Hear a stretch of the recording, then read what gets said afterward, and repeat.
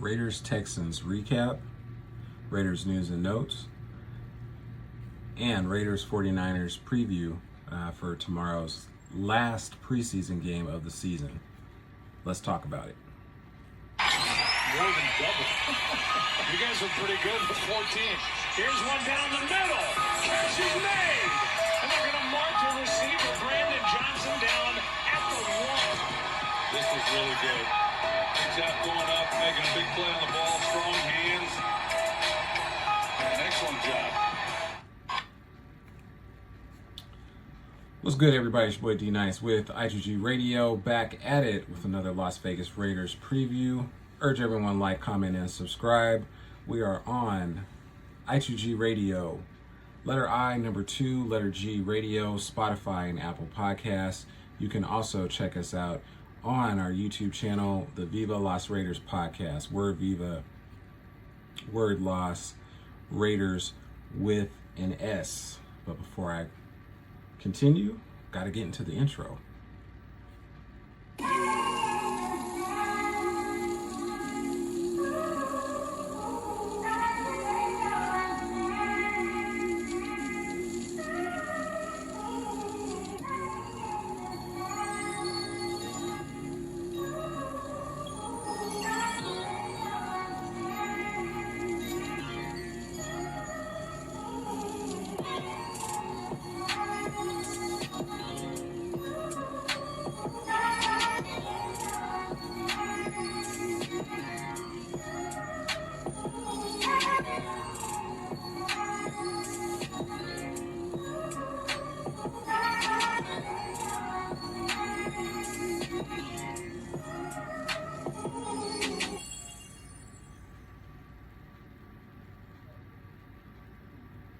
All right, everybody, this is not going to be a super long live. My apologies in getting the kind of post-game show for the Raiders Texans here pretty much right the day before the Raiders 49ers game. I'll be honest with you, after halftime, I pretty much cut the game off when it was 20-3. Raiders did win, come back and win 22-20. I really was, in looking back and having to watch the second half of this game, was super proud of the backups and how they played. You know, a win is a win. I'm going to play a couple snippets after the victory, just of the excitement. You know, I think you have to learn how to win, and even if it's small progressive steps towards something bigger and better, I don't think that can outwardly hurt a team, especially a young team like the Raiders.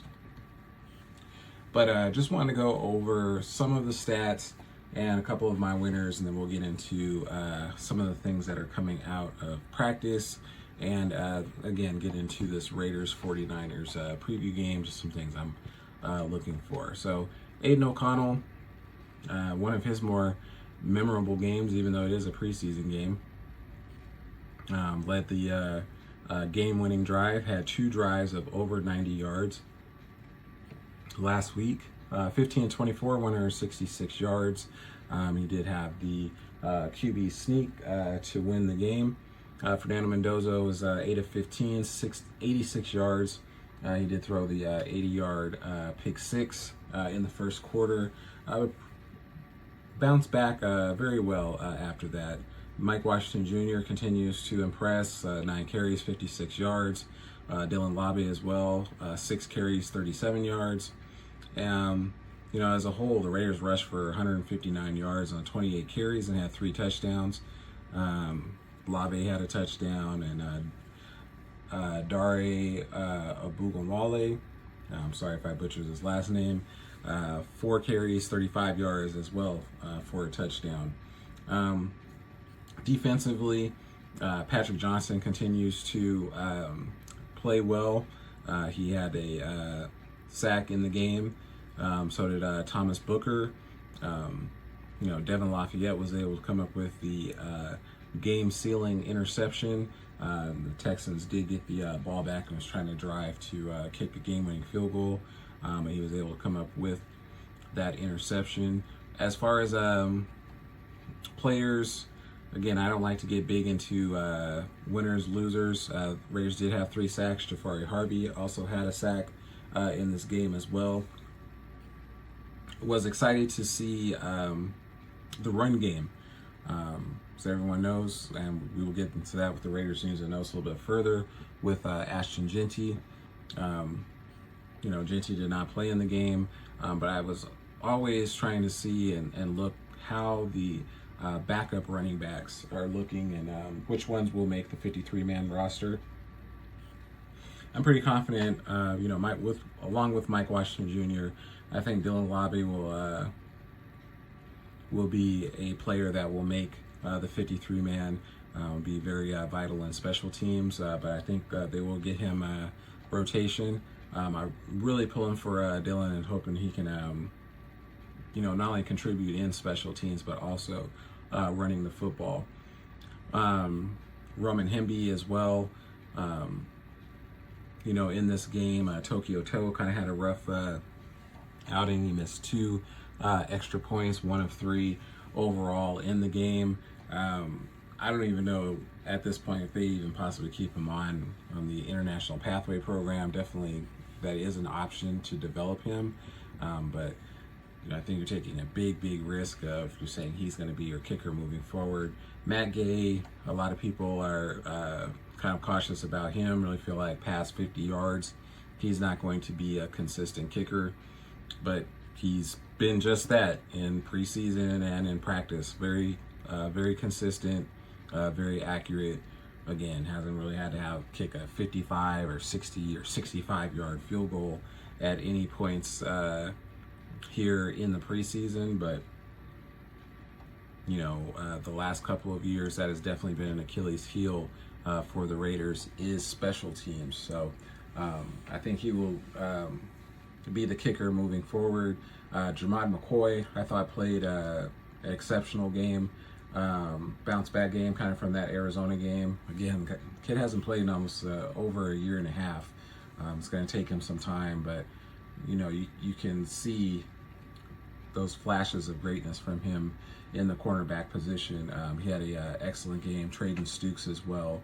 I was super impressed. But overall, again, a lot of the second and third string players that played, and a lot of them are going to play again in this 49ers game tomorrow. Definitely looking forward to seeing them play and seeing how this 53-man roster is going to shake out. I will hopefully do a post-game show tomorrow. I'll definitely do a 53-man roster projection probably this weekend. So be on the lookout for that. Raiders news and notes from practice. Sounds like the Raiders had a very good practice today. Going to read some of the notes from Sam Warren from The Athletic that was at practice. So I'm going to talk about some of the notes today. Kirk Cousins took all first team reps, team periods, but Fernando Mendoza had a series with the ones. In a scout team period, he threw touchdown to Michael Mayer and Brock Bowers. Kirk had touchdowns in scout as well. Mike Washington Jr. took most of first team reps with Ashton Jeanty on the mend. Dylan Lobby and Dario got sporadic snaps with the ones, but mostly with the twos.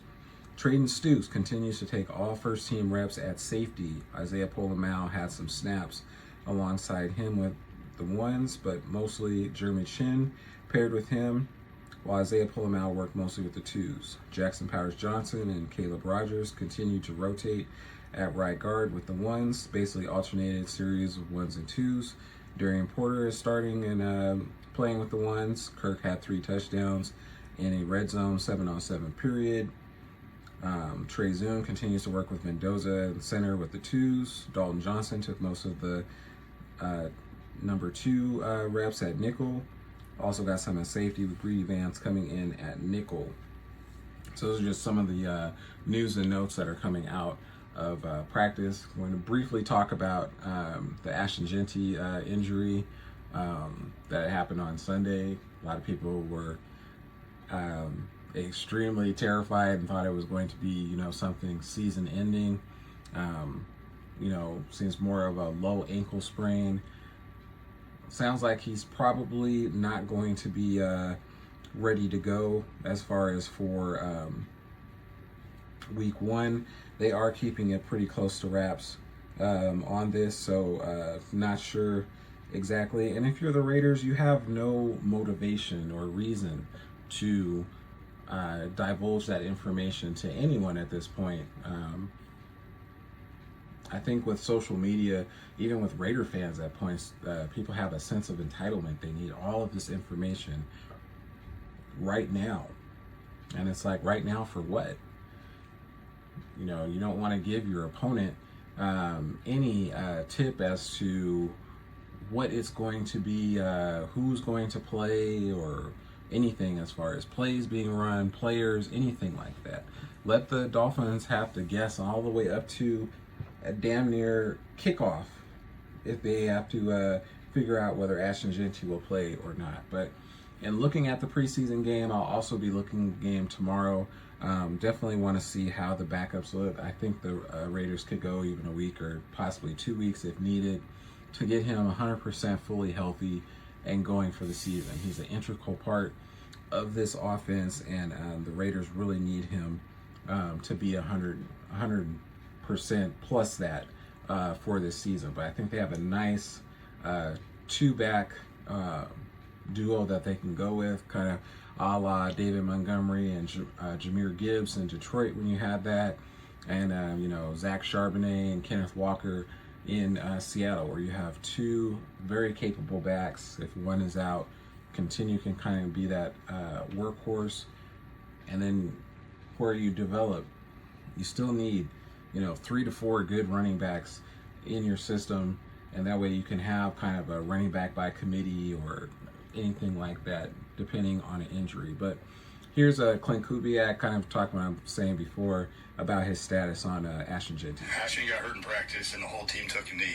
I think that says a lot about him being on the mend and us counting on him. So really excited to get him back, and I'm a huge believer in the power of prayer. Again, you're not going to get a lot of information from Clint Kubiak regardless, but especially when it comes to things like this. But another thing, just wanted to quickly talk about, again, any way that you can get victories or you can get wins, it's important. It's the first victory for Clint Kubiak. I just wanted to play this snippet of the players post-game talking to Clint. He was waiting back in the tunnel after the game and congratulated all the players on the way back. Just listen to their excitement.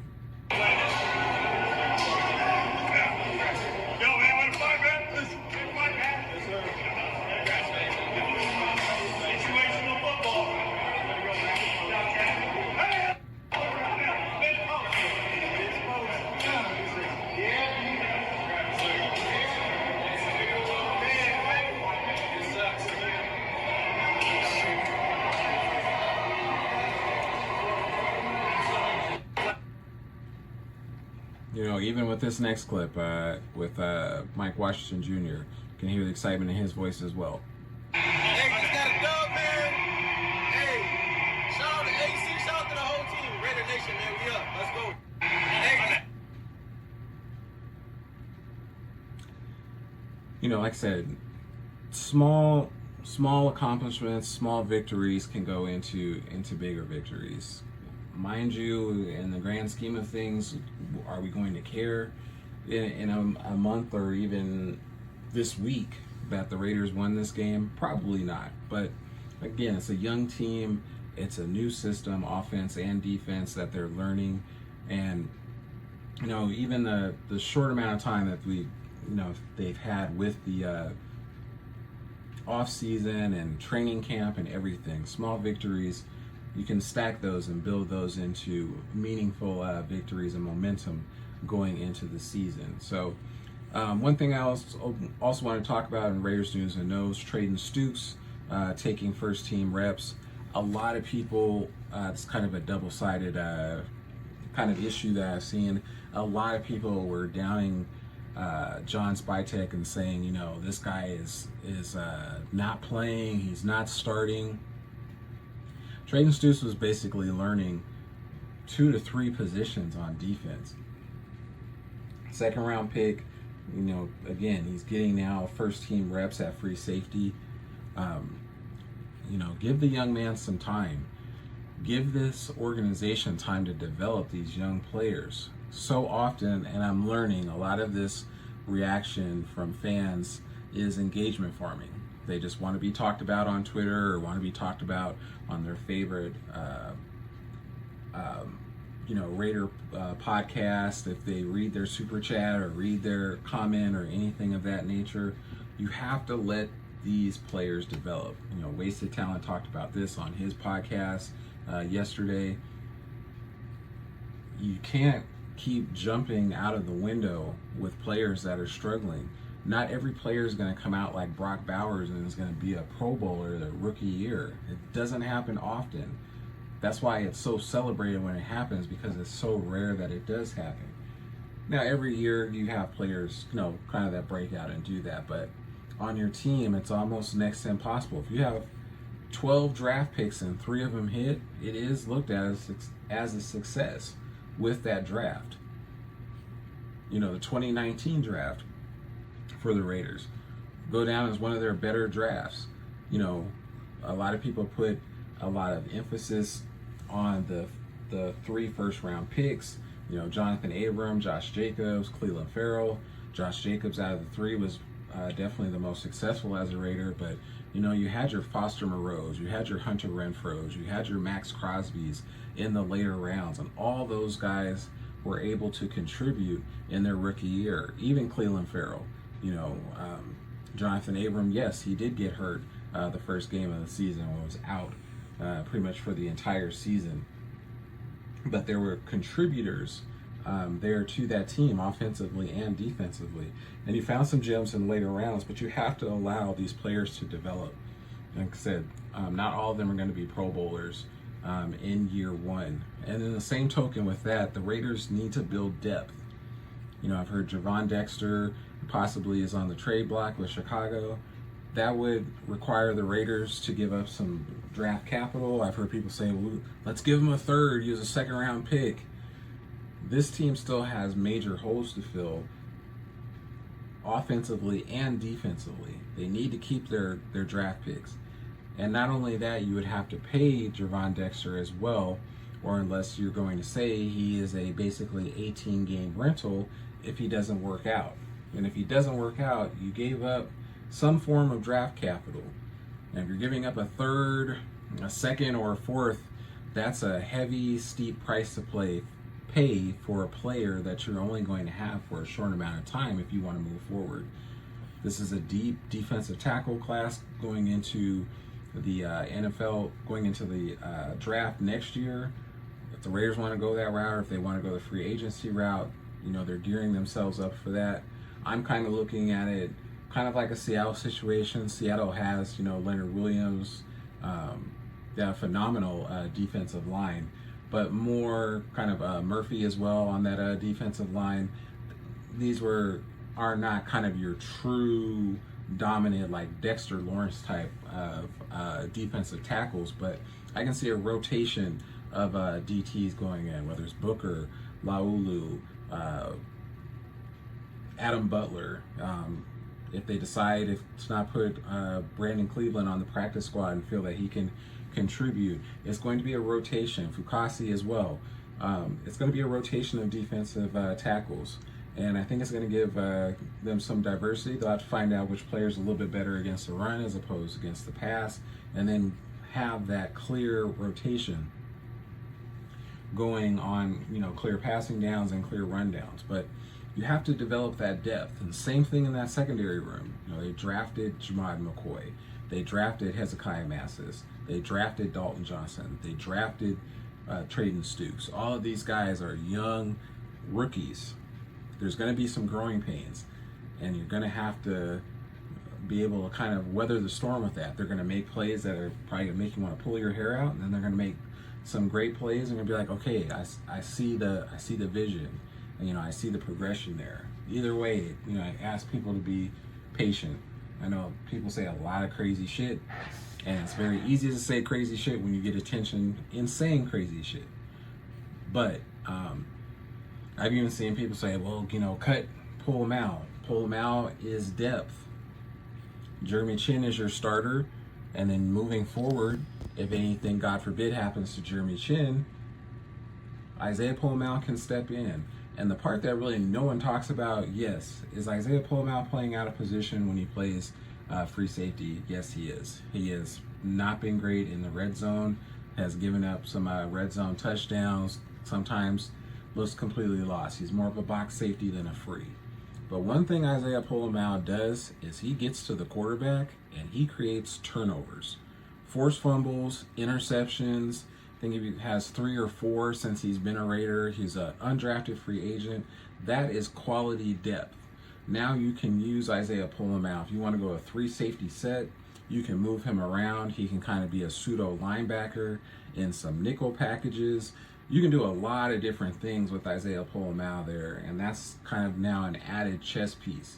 He's got the speed. You can now have him run on blitzes towards the quarterback. He's definitely a hard hitter. Again, forced fumbles, interceptions. You keep players like that around, even if they're not starting. Can he be a spot starter? Yes. Can he be a 18-game starter, free safety? I prefer not. I would like to see Traden Stukes take over that role. And again, you use pull him out in different situations and really use him to his strengths. But I mean, heard that with people. Well, now we've got to cut him, or we have to cut these other players. Wide receivers. People are so caught up in saying we don't have quality wide receivers. Let's get this guy. Let's get Keenan Allen. People have said Tyreek Hill. The Tyreek Hill train has left the station. I don't see him even playing this year. He has basically not saying he can't walk or anything like that on his leg that was, that he had that really gruesome injury last year, but he's not going to be ready. And every quarterback that's out there that is a free agent, a lot of them are free agents for a reason. And I don't want to see the Raiders have to give up money and, wish on a prayer that these players turn into the next Nelson Aguilar for the Raiders. And that doesn't happen. And the same people that are crying and screaming about we need a wide receiver are going to be the same ones crying and bitching and complaining, saying this wide receiver is washed up. Why did we pick him up? You got to pick a side. You can't play both sides of the fence. Are the Raiders young at wide receiver? Yes. Do they need to develop and they need to make big plays? Yes, they do. Do we need to throw the baby out with the bathwater, as they say? No. This is going to be a long, arduous season, and we need to see it through and really see how these players develop in the wide receiver room. It's going to be important, especially if the run game is clicking. It's going to allow that play action. We just need to be patient. I can't stress that enough. But last topic, Raiders 49ers preview, what I'd like to see. I don't really expect to see too many starters, maybe a few on the offensive line, maybe a couple on defense. This is really for, some of the draftees and some of the players that are on the bubble. Of course, got to get this down to 53 players before week 1. Again, the backups. I want to see how this defensive line, Patrick Johnson, Cian Sloan, I think one or possibly both of them can make this 53-man roster. Aiden O'Connell as well. I think his name's Caleb Clark, third string, or actually be fourth string, playing probably the majority of the snaps in this game. It's going to be interesting to see how they play. You've got, Roman Hemby, the run game, Dylan Lave. I would like to see them get the bulk of the run plays. I really, honestly, have seen enough with Mike Washington Jr., especially if Ashton Genty is not going to play week 1. I prefer not to see Mike Washington. If he has to play, maybe play him a couple series.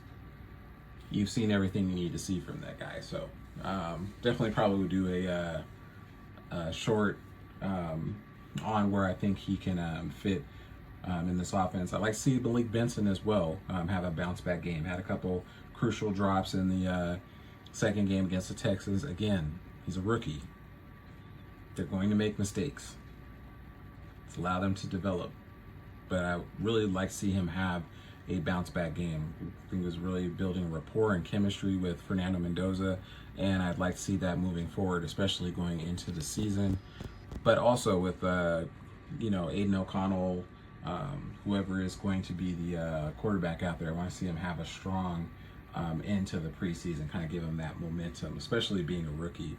The young secondary as well, how many snaps that they will all play. It's really looking like out of that secondary, it's going to be Traden Stukes, free safety, and then second-year player Darian Porter starting opposite of Eric Stokes. So I don't foresee Darian Porter playing a lot of snaps, but some of these other guys, Hezekiah Massis, Jermod McCoy, definitely would like to see him get more acclimated and get more snaps. Again, for these young players, it's needed, especially for them moving forward, going into week 1 against the Miami Dolphins. Again, this year I'm completely done with predictions. I just want to see the young players get more reps. That's the main thing that I'm looking for in this game. 5 p.m. tomorrow at Allegiant Stadium. Again, the site, www.illuminati2g.com for all of your hip-hop news and notes. You can also check this out, I2G Radio Podcast. In the link, the drop-down menu, just click on I2G Radio Podcast, and you can check this out on the site. You can also check this out on Apple Music and Spotify, I2G Radio, letter I, number 2, letter G, radio. You can also check this out on YouTube, the Viva Las Raiders podcast. Word Viva, word Las Raiders with an S. We'll be doing a post-game show tomorrow again, probably this weekend. I'll have my own kind of projected 53-man roster and how I think they may go as far as picking players here for their final preseason game. And then you've got September 13th, which seems like it's almost going to be tomorrow. How fast this year has gone, and just now really fully, getting geared up for the season, against the Miami Dolphins. So we'll definitely have some more Raiders news and notes in between that time. But D-Nice, I2G Radio signing off. Big thanks to everybody that has checked out the site and checked out the podcast. Definitely appreciate the love. Tell a friend to tell a friend, share this out. Let's get to the outro.